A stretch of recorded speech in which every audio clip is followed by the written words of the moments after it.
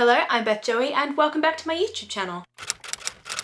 If you're new here, welcome. This is a channel where I paint my face, turn my camera on and talk about some books. After the many months of getting FOMO and playing catch up for the magical readathon in order to finally take part in real time, I am so excited to say that I have finished my catch up and I am now ready to be a real-time participant of the magical readathon in the spring equinox this April, and this is my TBR for exactly that. If you haven't already seen it in previous videos, do go and check out my magical readathon catch up where I run through all the different elements of magical readathon in my own time, reading all the books that you have to read so that I can finally feel like I was a part of everything that led to this point. But to get straight into this video, I am an illusionist rogue in this world. So the three sort of prompts that I have to fill for this April are Shapeshifting, so a book with a wolf on the cover, Art of Illusion, so matching my clothes to the book cover, and Psionics and Divination, so a book with a cloud on the cover. So let's start with Shapeshifting, or a book with a wolf on the cover, and for this I have picked Only a Monster by Vanessa Len.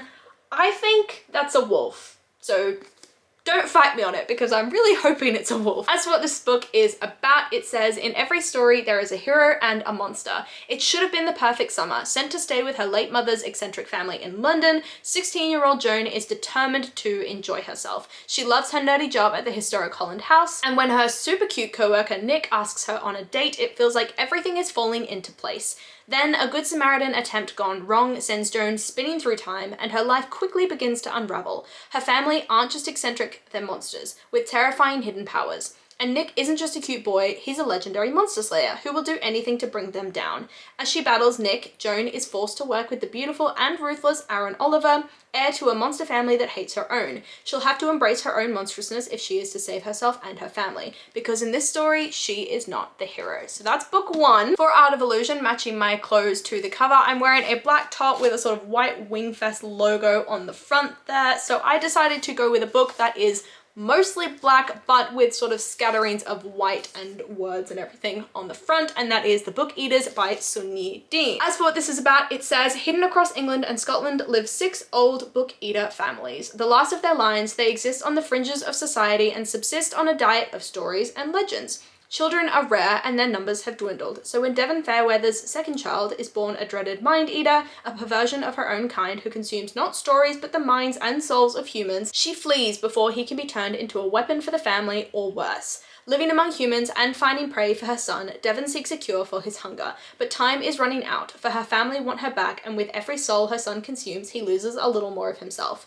This is a story of escape, a mother's savage devotion, and a queer love that will electrify readers looking for something beguiling, thrilling, strange, and new. So not something that I would typically read, but I am keen to find out a bit more. And lastly, for Psionics and Divination, we've got a book with a cloud on the cover, and that is going to be Good Girl Complex by Elle Kennedy, so lots of clouds on the cover of this. And as for what it is about, it says, she does everything right, so what could go wrong? Mackenzie Mac Cabot is a people pleaser. It's exhausting, really, always following the rules. Mac has dreams of her own, but to please her parents, she moves to the beachside town of Avalon Bay to get her college degree. 20-year-old Mac has had plenty of practice suppressing her wilder impulses, but when she meets local bad boy Cooper Hartley, that ability is suddenly tested.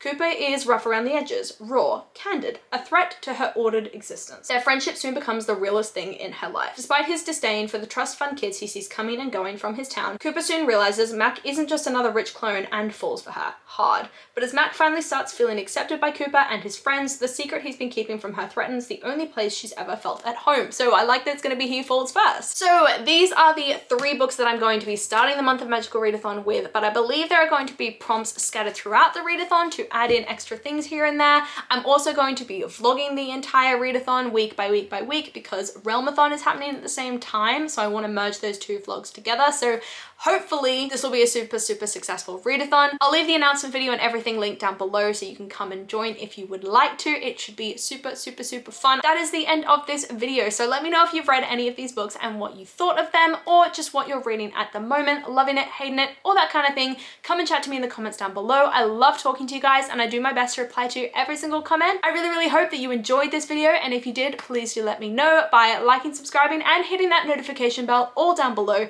It's a super easy way to help my channel grow, and I will see you lovely people in my next video. Bye!